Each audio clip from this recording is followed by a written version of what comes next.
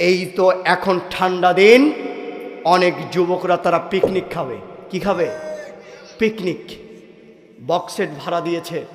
আমি বলেছি এই কথা, যদি বক্সেট যদি ভাড়া দেয়, ওই ভাড়াতে যদি গান বাজনা বাজে, তাহলে ও ব্যবসা হারাম।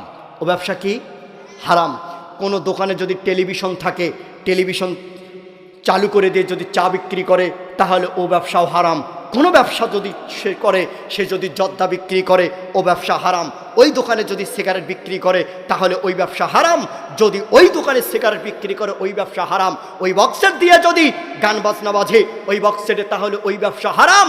এবং যদি ওই দোকানে জর্দা বিক্রি হয়, তাহলে ওই ব্যবসাও হারাম। তার মানে আমি আপনাকে বলতে চাচ্ছি, ইমাম সাহেব এই কথা বলবে, শুধু এই কথা বলবে, ওই যে ভিড়ের মধ্যে অর্থাৎ জমির মধ্যে 20-30 জন যুবক পিকনিক খাচ্ছে, ওখানে যার যার ছেলে আছে, যদি বুঝতে পারেন যে এটা আব্বাস আলীর ছেলে অথবা কুদ্দুস আলীর ছেলেরা ওখানে পিকনিক খাচ্ছে, সেখানে বক্স বাজাচ্ছে, ওই কুদ্দুস আলী আব্বাস আলী যদি মৃত্যুবরণ করে, তার জানাজারে আমি অংশগ্রহণ করব না। শুধু এটা নয়, সে কথা বলবে, শোনেন, কোনো বাড়িতে যদি বিবাহর দিনে গান বাজনা বাজে, তাহলে ওই বিবাহর বাড়িতে আমি হুজুর বিবাহ পড়াতে যাব না।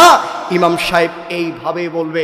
যদি না বলে, তাহলে মনে রাখবেন ওই ইমাম চাকরি যাবে বিধায় ওই ইমামও কথা বলে না।